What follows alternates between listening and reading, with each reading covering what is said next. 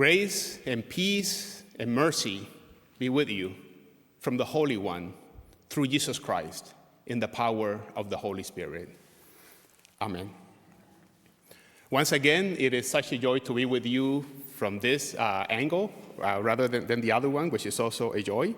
You already heard me say that Pastor Krista is on vacation. Next Sunday, we will have the pleasure of having Pastor Joe here with us. We are swapping. He did the 8 o'clock service today, and I do this one. The next Sunday, we switch, and then I do the 8 o'clock, and he does the other one. Because yesterday I was in Indianapolis with the dialogue between the ELCA and the Christian Church Disciples of Christ. That introduces me to who I am. So I am Carmelo Santos. I am a pastor of the church, but currently I'm not serving a congregation. I serve our church-wide organization. We don't call it national because we have churches outside the U.S. as well.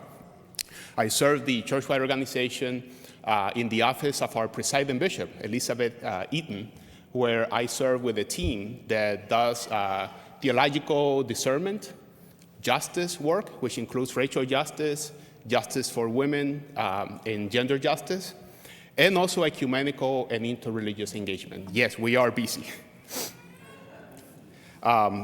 So I share with you greetings from your siblings all across the, as we call it, the ecology of the ELCA.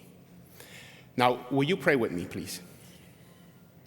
Gracious God, may the words of my mouth and the reflections of each one of our hearts be acceptable to you, our rock and our Redeemer.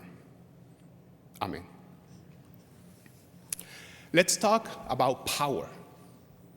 The gospel reading for today challenges us to explore, to examine, to rethink our commonly held notions of power and of divinity.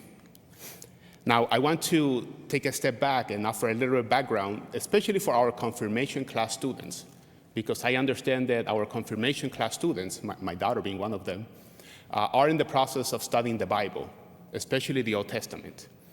And it is important to understand that the Bible is not one thing. The word Bible itself, from the Greek biblia, means what? Books in the plural. So biblios would be the book, but biblia is a collection of books. And in the ancient times, there were actually scrolls that you would pick up and then read. Our Jewish siblings continue to use the scrolls very often in their worship. So it is a collection of books that were written over a span of about 4,000 years. I mean, it's a long time. And within those books of the Bible, there are many different ways of understanding God, of understanding power, and sometimes they are in conflict with each other. Sometimes there are several perspectives and they're all valid, and then sometimes there are perspectives that do not come from God, and the prophets have to remind people that is not God. What we have today, I think, is Jesus correcting the disciples and also correcting us on some notions of power and of divinity that might not be very helpful. Now, Jesus is gathered with his disciples, and he tells them in public, so that everybody could hear him, what was going to happen to him. He said, I am going to be betrayed. I am going to be handed over to those in power, both religious powers and political powers. I am going to suffer, and I'm going to die. That did not sit well with the expectations of the people. We need to understand the context where this is happening. Right before this reading that we heard today from the gospel, right before it, there was another one where Jesus is in private, in a retreat, with his most intimate disciples. And Jesus asked them, who do people say that I am? And they say, some people say that you are John the Baptist, who was beheaded by the governor, and that you are back to hunt him. Others say that you are Elijah, the great prophet that has come back.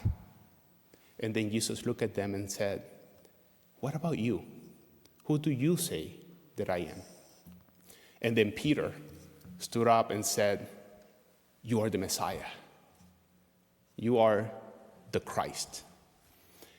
Now that was a powerful statement because the Messiah, the Christ, was the one that the biblical people of Israel had been waiting for centuries. They had gone through several conquests. They were conquered by many neighboring empires. Their temple had been destroyed. They had been taken into exile. They have seen their own leaders killed. And they were journeying for this powerful person, anointed by the power of God. That's what Messiah means, anointed. Anointed by the power of God. That was going to liberate them. Like Moses, who went to Egypt and with powerful deeds liberated the people from Egypt.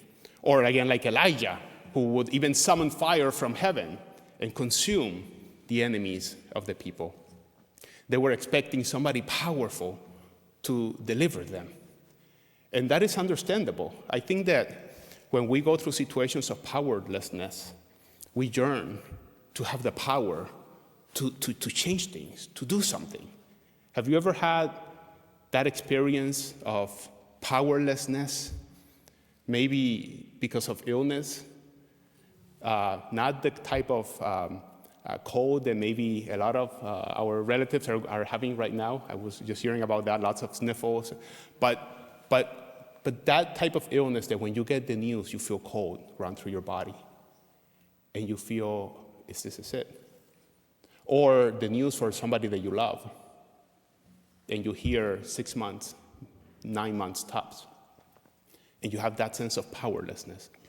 Or maybe the powerlessness that some parents feel, or grandparents, or even friends, when you see your child or somebody that you love making decisions that you know will hurt them. And you want to have the power to just grab them and do something, make them do something else. Or also at the national level. I think that if one word defines the last many years, is a sense of powerlessness. Powerlessness when we sit in front of our screens and we watch how war is destroying so many beautiful human beings of all sorts of religions and races and ethnicities and geographical locations. And we watch there feeling powerless. I've heard even those that thought they were powerful among us, sitting there feeling powerless, not being able to do anything. Or the sense of angst that many of our youth have, and also us as adults, when we see the way that our climate is changing, the way that nature is being exploited and being destroyed, and feeling that sense of powerlessness to do anything. Or without getting too political, but observing also the sense of fear and powerlessness that my sisters are experiencing these days when more and more power over their own bodies keeps being taken away. Or members of the LGBTQ community feeling a real threat against their existence just for being who God made them to be.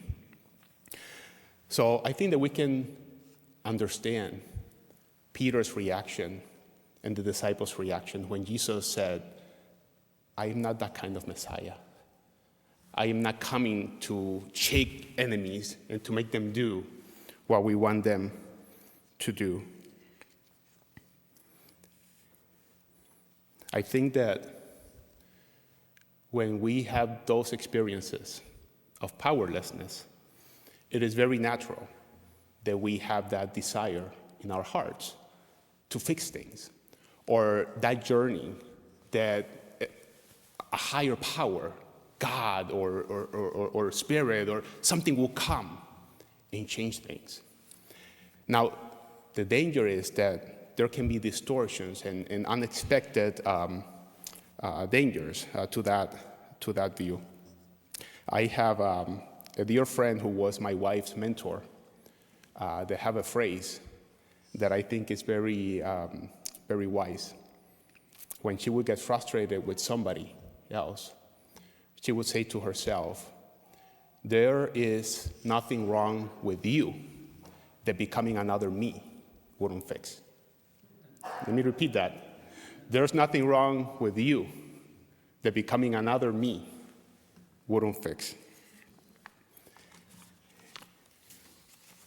We have sometimes the audacity of thinking that our way is the only way, that we know how things can be fixed. That audacity was in the heart of Peter, who, by the way, again for the students of confirmation, when we read the Bible, sometimes it's like we're looking at a mirror. And Peter is not Peter. Peter is you. Peter is me. It represents something in us that God wants us to examine and to learn. So here Peter stands for us and the other disciples. And so Peter has the audacity to tell Jesus, the Messiah, the Son of the living God, come here, Jesus. That's not how you're God. He has the audacity to tell him, that's not how Messiah should be. Let me tell you how you're supposed to be Messiah. Let me tell you how you're supposed to use your power. And Jesus immediately recognizes it for what it is. Do you remember how the ministry of Jesus began right after he was baptized? It began in the wilderness. Pastor Krista was telling us about that last Sunday.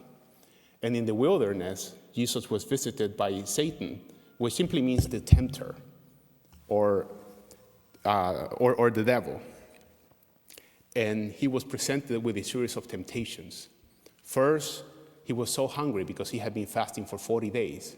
So he was told, use your power. If you are the Messiah, use your power to turn these stones into bread. Or if you're the Messiah, if you are the Son of God, throw yourself over this cliff and ask God to send his holy angels to save you so that your foot will not even touch the stones. Or, even more audaciously, the devil said to him, look at all the kingdoms of the world. Look at all of them. I will give them to you. I will give you power over them if you but worship me. Now, the devil is not the being with horns and a little tail, but it's something a lot more dangerous than that. In this case, the devil was that idea of power that Jesus was being tempted with that was contrary to the being of God. It was a temptation of exercising power as power over, of exercising power as domination and control. And more than that, of exercising power for, well, who was hungry when he was told about the stones? Him. So power for whom? For me. Or power for my group. Or power for those that I think are worthy of it. My group, my needs, my wants, my ideas. This is what theologians refer to as coercive power. The power to make other people do what we want them to do. And let me pause here for a moment and say that it is not always wrong to use coercive power. As a matter of fact, in our Lutheran Christian tradition, we believe that that type of power has indeed been entrusted to members of our community, law enforcement officers, judges, people in government.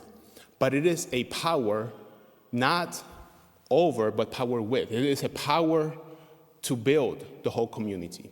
It is a power for the common good, for the good of everybody, not for the good of one party or another party or one race or another race, etc.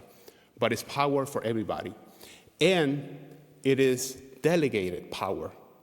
Have you noticed how we end the Lord's Prayer after the last petition, the doxology? What do we say? Go through the prayer in your head and then go to the end. To who does the power belong? It's to God. All power, all glory belongs to God, which means that those that exercise power here are accountable first to the community whom they're supposed to be serving, and through the community to the God that has entrusted them with that power. So yes, sometimes it is necessary to have that type of power, but we have to be very careful, because the temptation is to think that in order to do good, in order to make things be the way that I think that they should be, I need power. Therefore, I need to do whatever I can to get power and to stay in power. And before you know it, it is no longer serving that you're doing, but accumulating power and betraying your own values and your own community for the sake of staying in power. And so it is a slippery slope that we have to be very careful with. Sometimes people say that the ends justify the means, and they forget that the means and the ends belong together, and the means will be transformed, and the end will be transformed by the means that we use. But Jesus teaches us a different kind of power. Jesus embodies a different kind of power, the power of the cross. We could call it the cruciform power, the cross-shaped power. And it is the power of solidarity with those that are suffering. It is not power over, it is power with.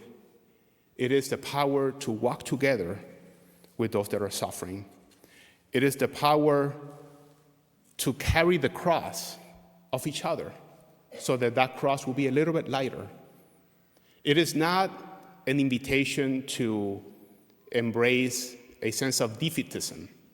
It is not an invitation to embrace a sense of praising pain and suffering as if that's a way to God. It is an invitation of radical solidarity with those, especially that are most vulnerable, being oppressed, being pushed to the margins of our society, knowing full well what the consequences of that solidarity might be.